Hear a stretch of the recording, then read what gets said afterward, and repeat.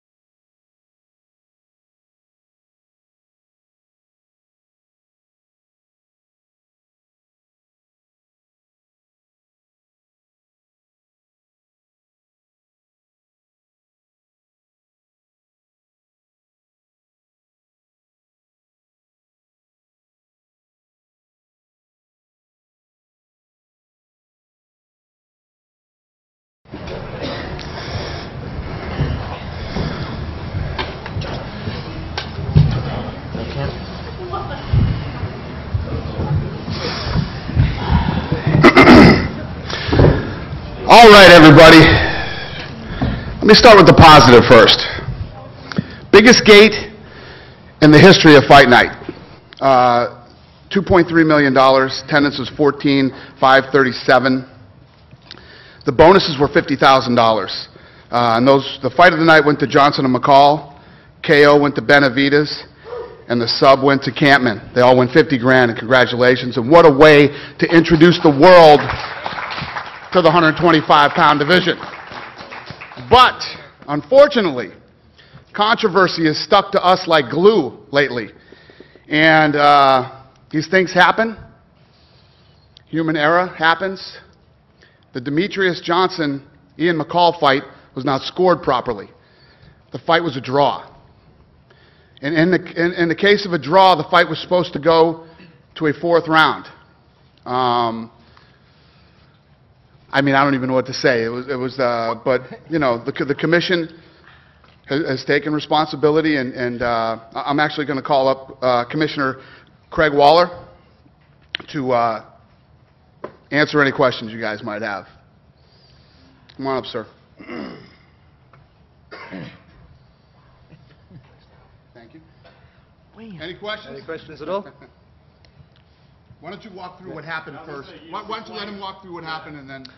Yes, it was a bit of an unfortunate situation. I take full responsibility for the error that was incurred.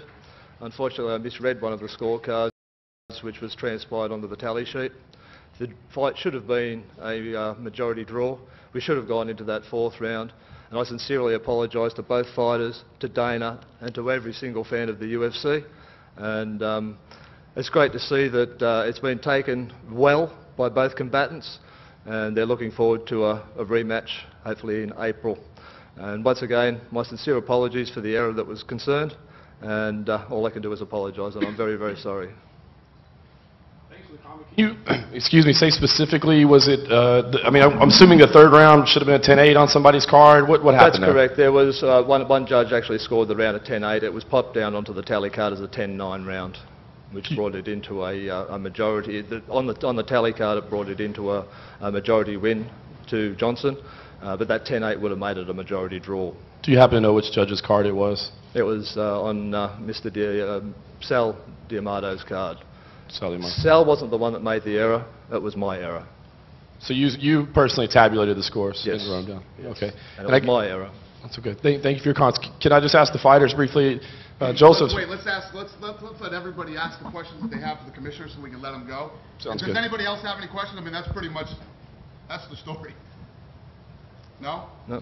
Thank you. Well, thank you once again, everybody, and once again, my sincere apologies for the error that was incurred. Thank you. Thank you, sir. Appreciate it. All right.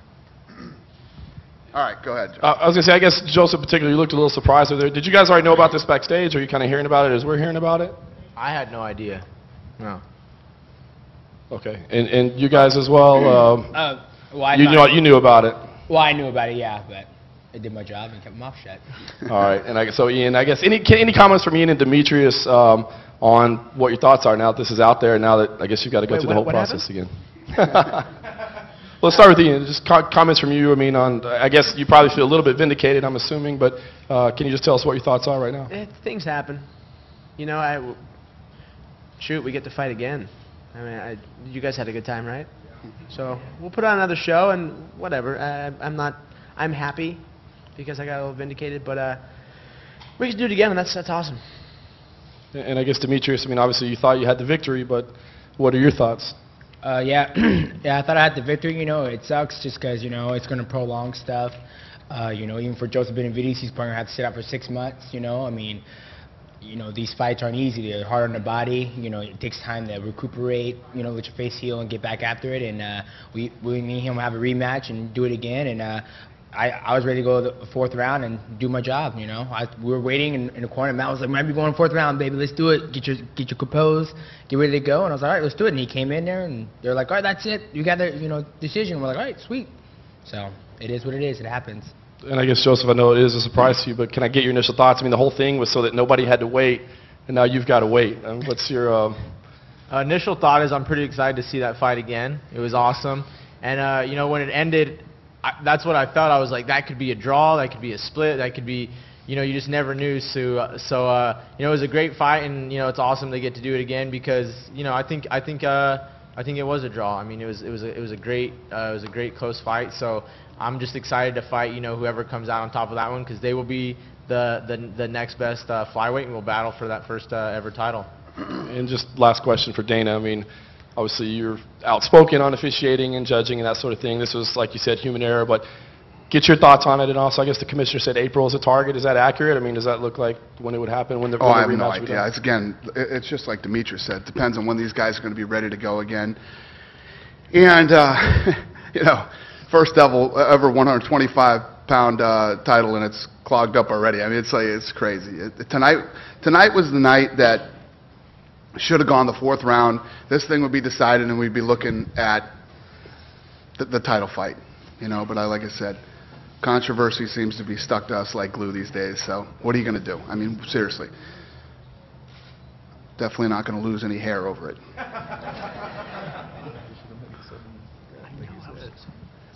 Hi, Dana. Finn Bradshaw from News Limited. Does this at all affect your thoughts about bringing it back to New South Wales? Sir, I'm going to need a translator for you. Say that again. Does this, the scoring error, does that make you think twice about bringing the UFC back to New South Wales? Oh, no, not at all. You know, Australia has been fantastic to us. The Athletic Commission has treated us great here. Let me put it this way. When the fans and everybody ask about us coming to Australia, there are states in the United States that we haven't been in 4 years or longer. We've been here every year for the last 3 years, and we will continue to come here. This is an incredible market. The fans are awesome. I mean, this place was packed on a Saturday morning early, and like I said, the biggest gate in the history of fight night. Yeah, probably. I'd come back here next weekend if we could. So trust me, it has no bearing on whether we'll come back here or not. Hey Dana, Hey. Adam, Wide World of Sports. A couple of questions for you to start off. First question, will that be a 5-round fight between these two instead of the 3 rounds we saw tonight? Well, you know, that would depend. Now, moving forward, all the fights that are main events are 5 rounds. It would depend whether these two are a main event or not. But, you know, I doubt it. It'll probably be a 3-round fight. Okay, just thoughts on the... Or a 4-round fight. Yeah. Just thoughts on the two Aussie-based fighters, Parosh and Tahuna, fighting tonight. They're both on streaks in that light heavyweight division. What you thought of their performances and what's next for them? They both looked awesome, man. I know that that Parosh was an underdog, and he came out and looked incredible tonight and won. And Tahuna's a beast, man. The kid hits like a truck. And finally, just on the KAMPMANN fight, is that one of the best comebacks you've seen since Bosch about a week ago? Or? Yeah, I know, it's amazing. You know, I tweeted right after that fight. I said, you know, Thiago made such a huge mistake. You know, he had KAMPMANN there, was hitting him with big shots, and then double legs him, and he pulls off the guillotine choke. I mean, when I go in and I talk to the fighters after the weigh-ins, we talked about, you know, going into 3rd rounds and things like that, and we talked about Tim Bosch, and then he turns around and pulls a Tim Bosch tonight. It was impressive. And I don't know, who knows how much time was left on the clock? Nobody? Huh? 50 seconds? Yeah, I thought it was like 30 seconds. Yeah, but you're probably right. Yeah, incredible. Thanks, Dana. And just a quick question for Anthony. Just your thoughts on your performance tonight, how you went, and what you think is next for you.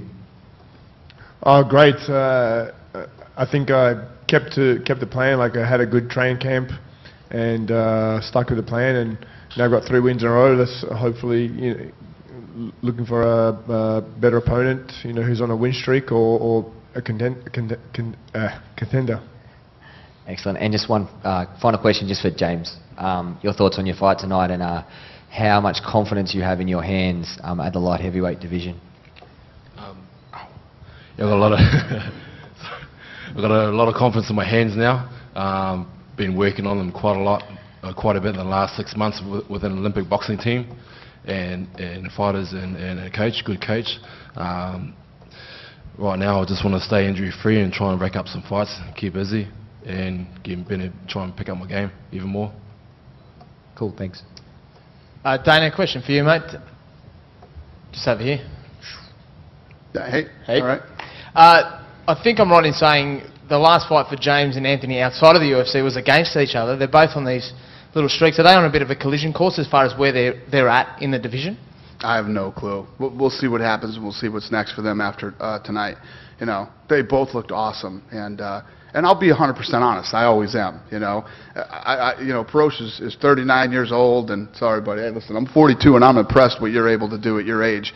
And for him to come out and do what he did tonight, you know, the guy looked unbelievable. He's on a tear in the UFC right now, and I couldn't be happier. It reminds me of the Mark Hunt thing. You know, when guys are that age, you know, in this sport, and fighting is and always will be a sport for young guys. You know what I mean? The young, the new athletic guys that are coming out today too. These well-rounded mixed martial artists. For him to pull off what he did today was a huge fight and a big win for him. I'm really impressed and happy for him. Anthony, just a response to that about being that 39-year-old man. I mean, how do you feel as far as how you felt throughout your fighting career, where you're at now, and how you're performing? Oh, look, it's like, you know, every fight pulls the same cliche. Look, every fight I keep getting better, and I can honestly say I'm the fittest I've ever been. Like, I am 39 going on 40, but age doesn't matter. Like, I'm my biggest critic, so if I can't keep up anymore, I'll give it away. I won't need anyone to tell me it's time to stop. I'll give it away. And I'm 42 and far from the fittest I've ever been. Hi Dana, Ben Harvey here from News Limited. Mate, just a quick question. With Martin's win tonight over Thiago and Ellenberger's win the other day over Sanchez, and now Carlos saying he doesn't want to, or he wants to wait, for Condit, for GSP, does that kind of bring the welterweight division to a screaming halt, seeing as he is the interim title holder? And do you think that KAMPMANN and Ellenberger will possibly face off? Well, it's interesting. You know, I probably got to talk to Carlos about this now. But his thing was with Ellenberger, he's like, I just fought him. I just fought Ellenberger. I'm probably going to end up fighting Ellenberger again if I beat GSP. So I don't know. We'll see what happens, and we've got to see what the obviously what the progression is with George. You know, if George's recovery doesn't come along like it should, which you never know with these things, it could come earlier, it could be later. I've seen this with so many fighters. I've dealt with them for so long throughout the years. And, you know, in the beginning, they're like, especially when they just come off a fight, they're like, yeah. I'm going to take some time, I'm going to relax, hang out with my family. You know, 4 weeks later, they call me, yeah, come on, let's get another fight going. So that might happen with Condit, and maybe he wants to fight KAMPMANN now. So we'll see what happens. And I'm just wondering, if he does in fact say that, no, he wants to wait, is that a decision that, you know, you'll respect, or? Yeah, absolutely. I mean, he's earned the right. Let me tell you what. When all that drama was going on with George St. Pierre and Diaz and this and that, Condit could not have been more of a professional, could not have been more of a stud. I mean, I have nothing but respect for this guy. He said, you know, anything that we needed to do, things were turning on a dime and changing opponents on him. If this guy wants to sit around and wait for George St. Pierre, I'm cool with that. He's earned it. Okay, thank you. And one quick question for Martin. Mate, were you surprised that Thiago didn't really attack your legs as that much in the fight? I mean, a few times, you know, he kicked you pretty hard, you looked to stumble a little, but he never really looked to pursue that. You know, was that surprising for you at all? And did you train to try and stop those leg kicks? I'll be honest, I got kind of a sore leg right now, so even though he didn't hit me that many times, he got a pretty good kick behind him right there, I'll say that. But yeah, I was prepared to you know, counter the low kicks with straight right or block him. I wanted to take him down. I felt I had the better ground game, you know, and unfortunately I was walking into a little bit of punches on the way in, and yeah, sometimes that's how it goes. Thanks, mate. Cheers.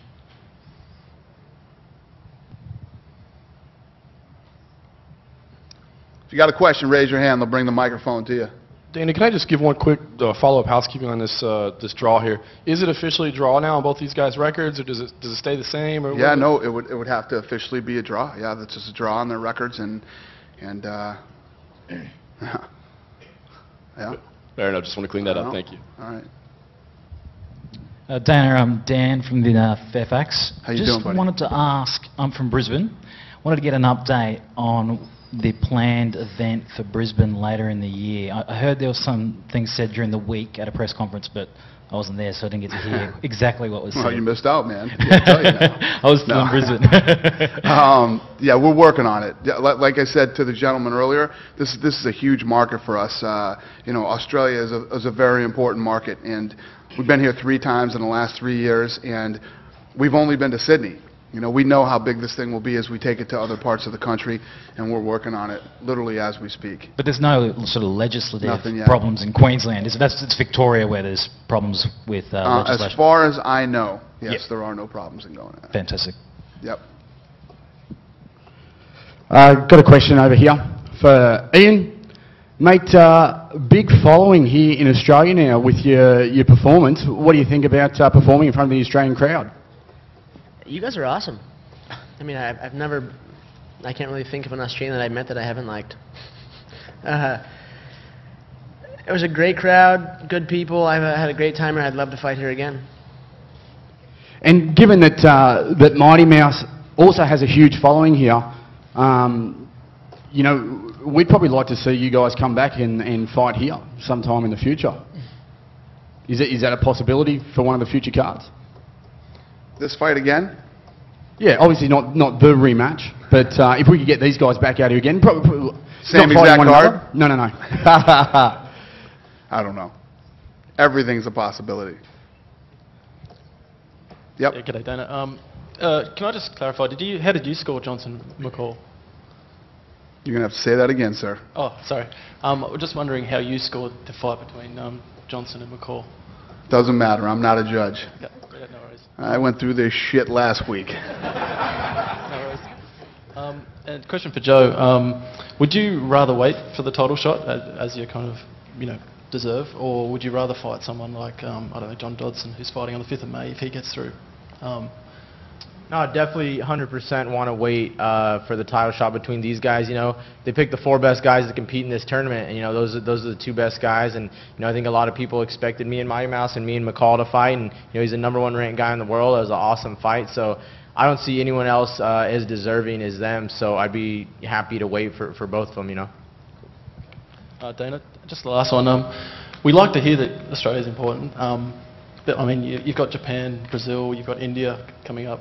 These are really frontiers you really want to crack. You know, Australia's, we've got a little population.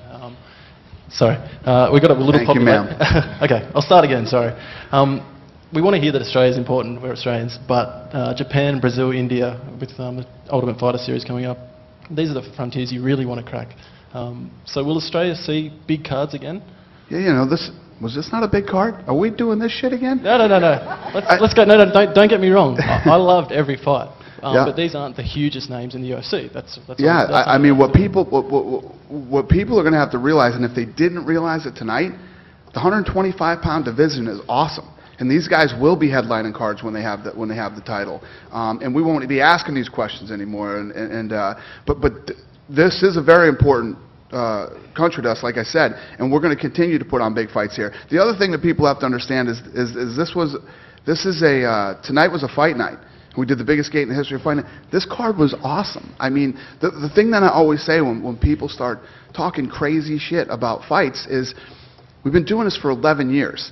And if you take the whole 11 years, and when I say fights, I mean shows, you could count on one hand how many shows have sucked in 11 years, on one hand. All right? And #1 would be UFC 34, whichever one it was we did, 33, whatever we did in Vegas that time, our first pay-per-view. That was the shittiest card of all time from top to bottom. I almost killed myself after that card. You know, we're going to continue to put on great fights everywhere we go with the top talent in the world. We had the 4 best 125-pounders in the world. They proved it tonight. They burst onto the scene, you know, and hopefully, you know, shut everybody up. The main event couldn't have been any better. You know, I always tell the truth. I'm sure he's not going to want to hear this, but I'll be honest. It's a fight that I thought Thiago Alves looked awesome in. He was putting everything together. He hurt him several times, and then he makes the wrong move. Kampmann jumps right in there and pulls a guillotine. I mean, the undercard was awesome. I mean, I don't know what else you guys want. I mean, you want heads to fly into the 7th row. I mean, I don't know what else we have to do for you guys to consider that we're bringing big, good cards here. Yeah. Start blowing guys up? I don't know. Just one for James Tahuna. Daniel was just talking about markets, just over here, mate. Oh, sorry. Daniel was talking about, we were just talking about the different markets are going in. Obviously, born in New Zealand, proud New Zealander, living in Australia. Your run, Mark Hunt's run, you've just come back from a trip to New Zealand. How much would they love to have a UFC card there? The Kiwis are big on fighting, and I'm sure if the UFC were back, did have a show back in New Zealand, they'll create a lot more fans and there'll be a lot of followers, and it's crazy over there. So yeah, I'd love to fight in a show if it ever happens there. Dana, response, anything for New Zealand? When we might go to New Zealand? Yeah, I've been asked that question a couple times. We got a few places to still go in Australia before we go to New Zealand. Sorry, people from New Zealand. It's pretty close though. You can fly over here.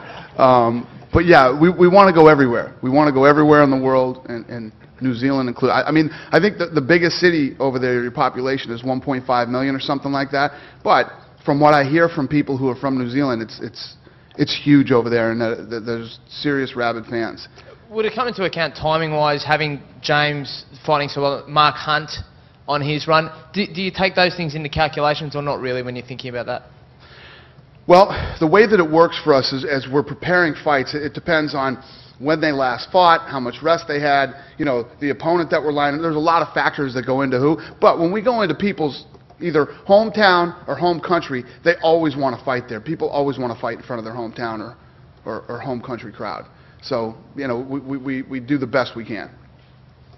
But if you're asking if we went into New Zealand, it would be smart to use those two and have them on the card. Absolutely, it would be.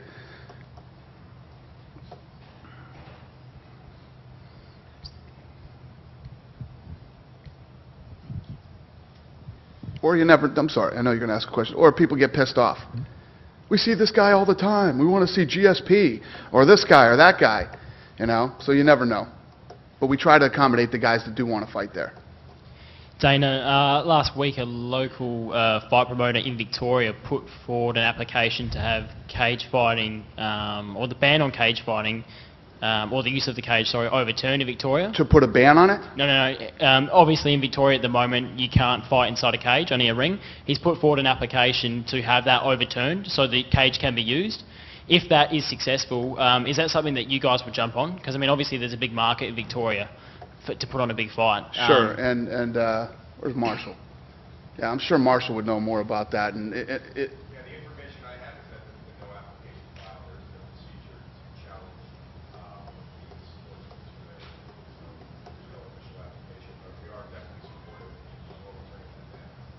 Thank you.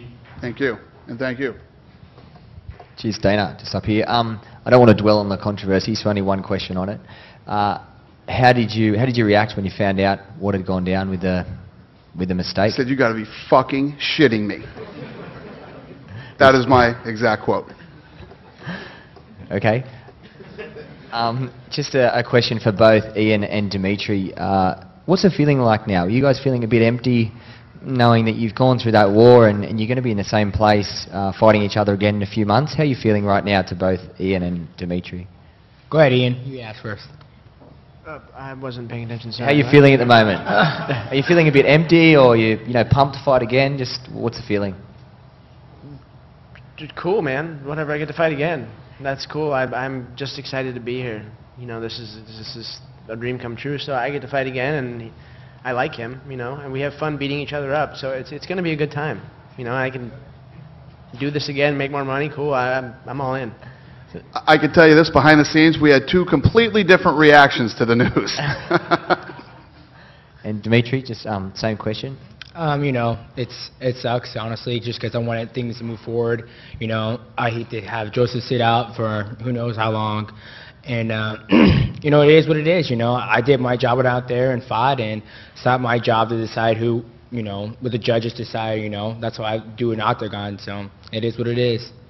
And just one final question from me, just to Joey. If you could talk a little bit about your win tonight, and after seeing the other two fight, is there anyone specifically that you would like to get through now that they've got to fight again? Is there anyone specifically out of these two you'd rather fight?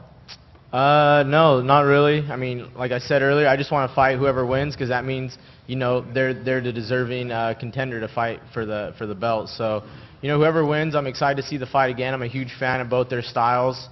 And yeah, you know, I'm just ready to fight the winner and prove who is the best. As far as my fight goes, I was excited. I felt great out there in the new weight class. You know, all week went great for me. The cut was actually easier than it was the 35s, you know, just because it was so professional and everything. And I felt great out there. I feel like I always rock people one way or another on the feet at 35s, but they're just too big and don't quite go down. I think, you know, now that's a sign of things to come, you know, me hitting people and them going down and getting finishes in this division also.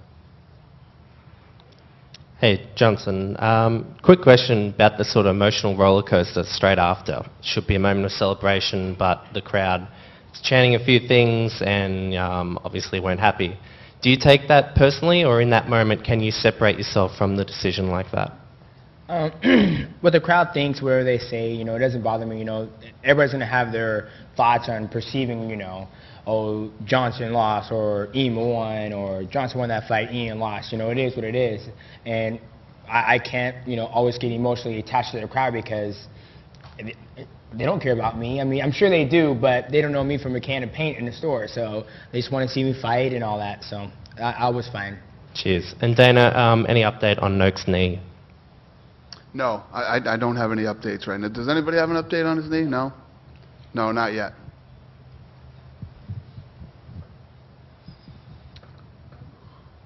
Oh, Elvis has a question. Sure, let Elvis ask a question. One of the biggest fans here, you know that. Both the guys are going to get their win bonus because of the mistake? Yes, they are. Right. They got the win bonus and they won the fight of the night, so great. Take the sting away a little bit. Well, I've always known you look after the fighters, and it's always good to hear. Thank you, brother. I've thought you put on 3 great shows so far here, and I'm always looking forward to the next. My question is, what's the chance of us getting a title fight, not necessarily with an Australian out here? Yeah, we can do that soon. Soon. You know, next time we come back, this is a fight night that we did here tonight. No, I'm aware. As I said, I think it was a great card, and I thought your question started off awesome, and then we went this way. You know what I mean, Elvis? No more questions for Elvis. I'm kidding. I'm kidding. Yeah, yes, we will. We will be back here with a pay-per-view card, and you know, like I said, this is a huge market for us. It's a very important market to us. I'm sure you're going to see an office popping up here pretty soon, which I'm sure you will be working in, Elvis. You're one of our all-time favorites. So yes. Okay? Don't anybody ask me that question again. Dana, you tweeted after Kyle Noak's fight about how he popped the knee in the first round and continued on. Can you just tell us a little of your thoughts about the guy kicking on for 10 minutes with a busted knee? Yeah, I was watching the fight and I was like, wow. I mean, this guy lives here and he looks like he's tired. He looks like he lost steam. And then I found out, you know, he blew his knee out and then fought 3 tough rounds, you know, with his knee blown out. He's a tough guy. Much respect to him.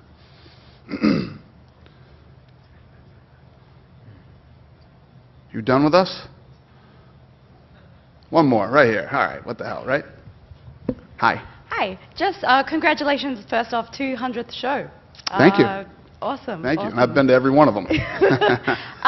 Just wanted to wonder what you thought of Sean Jordan and in the first fight. Yeah.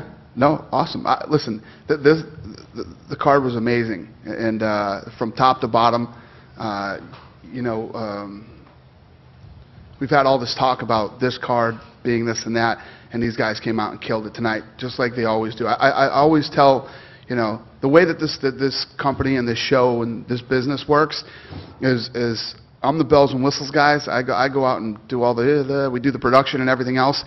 But the partnership between us and the fighters, these guys always go in and they always deliver. And that's why this sport has gotten as big as it has. That's why, you know, fans love to come to the live event. Fans love to watch it on television because these are the most incredible athletes in the world. And, you know, as we continue to grow, and it's good to see these guys finally getting the respect that they deserve. So thank you guys very much. We appreciate your support. Have a great day.